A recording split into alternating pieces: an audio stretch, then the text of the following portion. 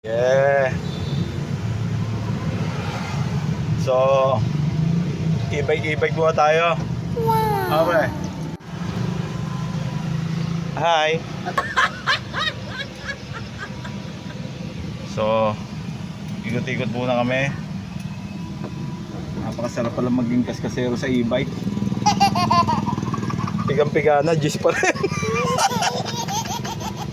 Kaya pipiti pa pala rito.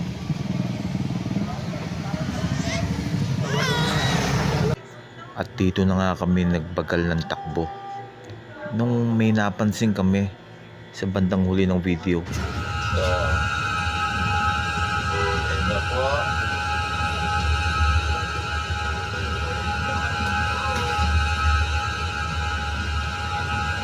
Mahina.